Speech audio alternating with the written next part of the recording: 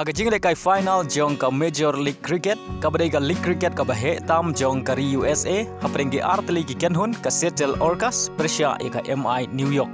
Haga ka jing kai final ka Seattle Orcas kala tin nengkong haga baki rangtit jongka kilala ban kamai hadu shispa prapulai runs pat hap khandai wicket naki arpeu over. Haga bau Quinton de Kock ubadai player na kari South Africa ulala ban kamai hadu prap new runs naki san peu ar balls.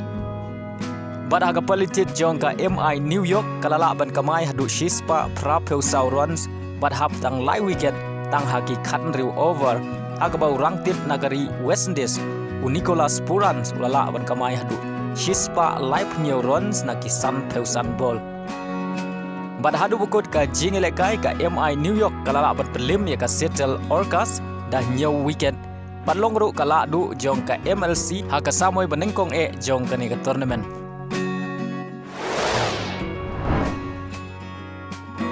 Haga jingle kai Arab Club Champion Cup hapring ka kenhun Cristiano Ronaldo ka Al Nassr Persia ka Monastir.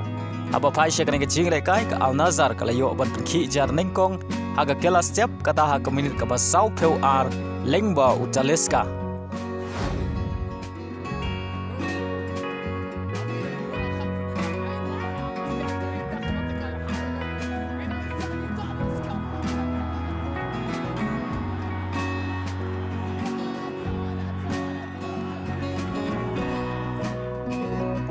Bad haga kelamit kada haga minit ka ban riu peun riu ka Monastir kalayo ban tiap ya ka gol bani khai lengba ka gol jong ka Al Nassr.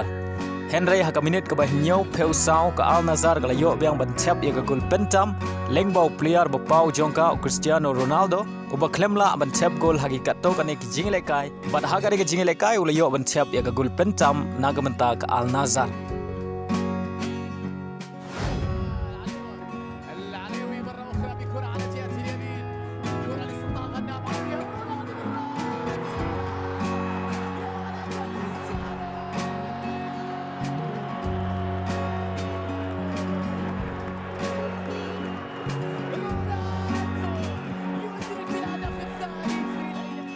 Bad haga minit ka ba pra peu pra ka Al Nassr ka layo biang ban tiap ya ka gol ka balai ka jongka lengbau Al Amri.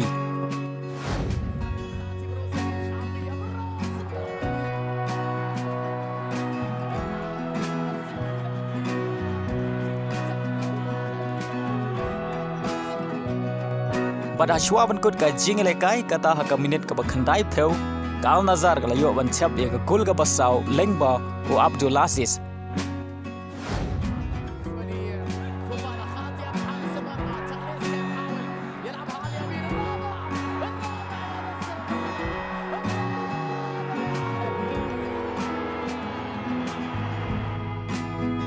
Bad hadu bukut ka jingle kai ka Al Nassr kala job sok da sau laka way bad ka don hakli du jong kami ya keng point.